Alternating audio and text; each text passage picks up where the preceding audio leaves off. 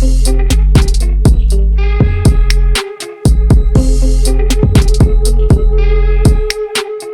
right, congratulations, you made it to the next chapter. Hopefully you haven't just went out and started a company yet, because we've got a lot of other stuff to talk about. The next thing is building out your professional team. Now, when I mean building out professional team, we're going to be talking about your insurance and your workers' comp. So you having a insurance broker, and I'm going to talk a little bit, probably long-winded about your insurance and workers' comp because it's so important. I'm going to talk about helping you find a lawyer that you're going to use for your business and why it's important that you have one. Again, you don't necessarily have to have one on retainer, but we're going to get into all that stuff. We're talking a little bit about an accountant and bookkeeping, why it's important. Again, this is just a broad overview on each of this, and then building a relationship with the suppliers. Now, so the first thing we're going to be talking about, again, is insurance and workers' comp. Okay. So insurance and workers' comp is really, really important for your company. And again, guys, I'm going to try to teach you as much as I can about this and some lessons learned as we kind of go through this. Well, the first thing you're going to need to do is try to identify a broker that you're going to work with. Now, you're not going to be able to just get some willy-nilly general liability that's like $30 a month. It's just not going to cover you. And if you, I might as well go ahead and bring this up now. I said I was going to, and I brought up roofer. And if you have roofer in your name, more than most likely, you're going to pay a lot of money for your general liability and workers' comp. So I'm going to try to give you some tips when you're getting your quotes for your general liability and workers' comp to make sure you do not get screwed like what we did. Okay. First things first, you have to get general liability and workers' comp. Go ahead and when you find a broker, I recommend getting several quotes because people are going to know you're new. And years ago, I had a friend who started a trucking company. And that friend of mine started what's called a hotshot trucking company, which is basically equivalent to roofing. Okay, roofing has the highest insurance. It's the most expensive insurance of any part of construction. It is because more people get hurt, more people fall. It is the most expensive of any construction insurance. Roofing is, okay? Hotshot trucking is that in trucking. It's basically quick trips and you're carrying a load, and a lot of times like it's just dangerous. So his insurance carrier charged him way too much because he didn't get any quotes from any other carriers, and it basically bankrupted his business because oil and gas industry, which is what he was in, just totally tanked. And because he was in that industry, I mean, his overhead was just unbelievable high with his payments for his insurance. It caused his business to go under. Okay, the same thing that can happen for your roofing company if you go out and you get overquoted for insurance. Because at the end of the day, I'm going to go ahead and tell you, guys, when you start a company and you start making money, everybody is just trying to suck off the teat. No matter how hard you work, no matter how good of a person you are, I hate saying this, but at the end of the day, you have to watch your money. I mean, you have to watch it like a hawk because people will come after it, okay? Even people that you're paying for your services, they're going to come after you, okay? So let's get into workers' comp first, or we'll talk about general liability first, then we'll work into workers' comp. Okay, so I told you the name roofing. So if roofing's in your name, roofing is the highest of all the construction trades for its insurance. You're going to pay more as a roofing contractor, okay? So that's why, like, if you decide to put construction in your name, you might be able to save some money whenever you set up your business, because when you get asked at the very beginning, they're going to say, what kind of work do you do? And you're going to say, well, if I'm a roofing company, I just do roofing. And they're going to go, okay. And so they're going to say, well, how much money do you think that you're going to make in revenue this year? And you're going to say, well, my first year, because I watched how to start a roofing company with digital roofing innovations, I'm going to do $1 million my first year. And they're going to say, okay, great. So you're only going to do roofing work. And if you say yes, they're going to take your rate at $1 million, because that's what they go off of. They go off your revenue. And then there's a number they go off of. It's going to have a multiplier, and then it's going to spit out a number. So if you say that you're going to do $1 million, and let's say their multiplier is, I don't know, we'll just use 1%. Okay, and they're going to say, all right, well, your general liability this year will be $10,000. And so all of a sudden you're like, oh my gosh, I don't have any customers coming in. They're going to make me pay like $3,500 up front, because that's what they do. They make you pay a big down payment, And then you're going to be like, oh crap, then I got $6,500 to pay over 12 months. Oh, that's almost $600 a month. And you're like, oh my God, I don't even have any profit coming in. I'm already having to pay $3,500 up front and almost $600 a month. Yep. And that's about what you're going to pay your first year. I think we paid actually we paid like $12,000 our first year. This is where we messed up. Even if you're mainly doing roofing work, most likely you're still going to be doing some ceiling repair. You're probably going to do a little bit of gutter work. You may fix some windows. Do not tell your insurance company that you're just doing roofing, unless that's just all you're going to do. And you want to tell them that, guys, I strongly recommend telling them that you're going to be doing multiple trades. Even if roofing's in your name, let them know that you're going to be doing some siding work. Let them know you're going to be doing some gutter work. Let them know you're going to be doing some interior painting, because you're going to be doing all that stuff anyway. I guarantee you at some point, you're going to be doing that on some of your projects. Because somebody's going to say, well, hey, since you're out here, can you guys do the fence? And you may know a fencing subcontractor, and you go, yeah, we can do your fence too. Well, guess what? Those are other trades. So even if roofing is in your name, let your insurance person know when you're doing your general liability that you're doing more than just roofing, okay?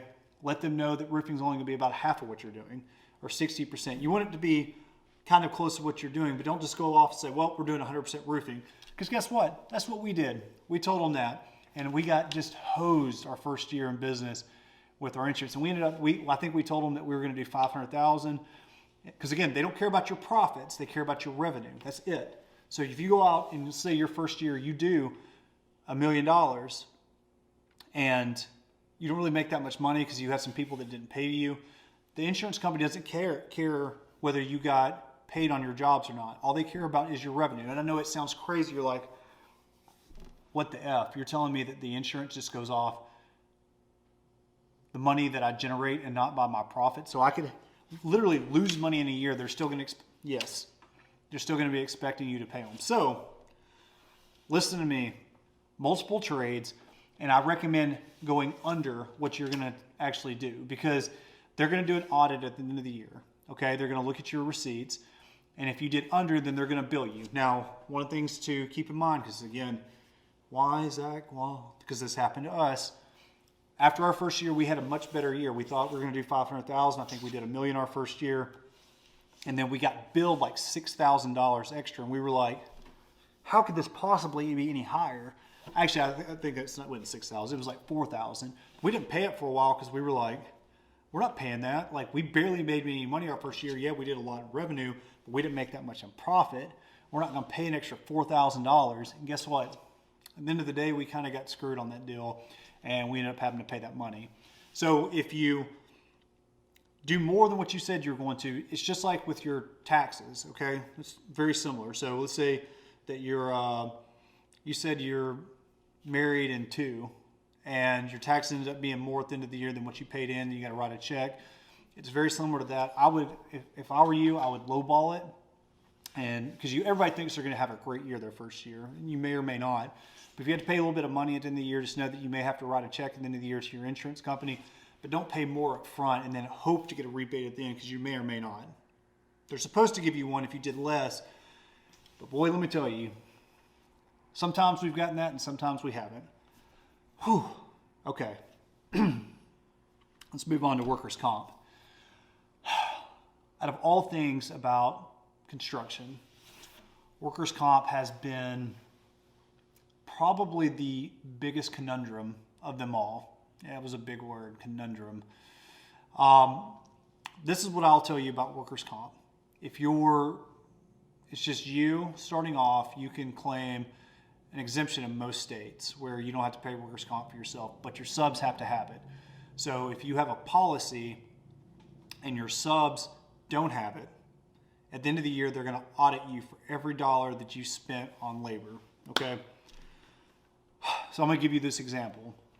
Let's say you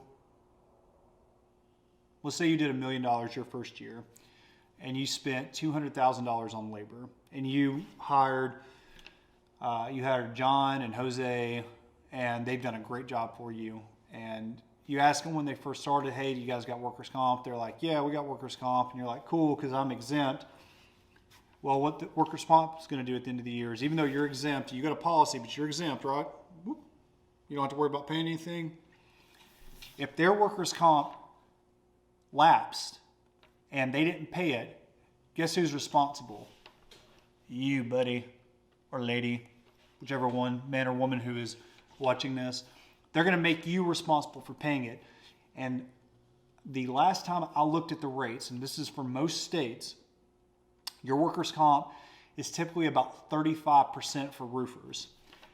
So what do you think 35% of $200,000 is that you paid out to your laborers, your roofing contractors, your subs, if you are paying subs versus W-2, or if you're paying W-2, it's the same thing. You're going to be out $70,000. The state's going to come after you for wanting you to pay $70,000 on $200,000 you paid for labor. Are you kidding me? And guess what, guys? That happened to us. We ended up getting it lowered to like $35,000 because we didn't know. It was just myself and my partner. Like I said, we had a good year our first year. We paid out like $200,000 in labor. I thought I was following the rules. I thought we had read everything. We were exempt. I didn't know all of our subs had to have their own workers' comp policies. Every single subcontractor that you hire has to have their own workers' comp policy. If you file an exemption and you don't have it, if they let theirs lapse or don't have it, they're going to put you on the hook for it. Oh. Guys, listen to me. If there's anything you take from this video, for the love of God, make sure that every single one of your subs has workers' comp and you get it before you hire. I know I'm going a little off track and we're going a little ahead of time outside of starting, but it's just such an important thing. Okay, so when it comes to your company with your workers' comp, what I want you to do is you need to find out from your state if you can file an exemption, because you don't want to, unless you want to have your own workers' comp policy. Again, I can go on a tangent about workers' comp. I think it's a crock. I think it's a scam, especially if you're an owner. Like for me, I don't want to have my own workers' comp policy. I'm not going to file workers' comp on myself if I get hurt. Some people may want to do that. I just don't. This whole video series is about low overhead, so keep the video low. Okay, keep your overhead low. So I recommend filing an exemption if you can for your state, and then make sure every time you hire someone, any subcontractor to do anything, if he's 1099, W-2, W-2 is a different story, and we're going to go into that when we talk about hiring employees. But if it's a 1099 and it's a subcontractor, get a copy of their certificate of insurance, their COI, that shows they have general liability and workers' comp, both of them, and make sure it's active. Even call. There'll be a number on there for their insurance company, and call them and say, hey, have they been paying this? Is this active? It's that important.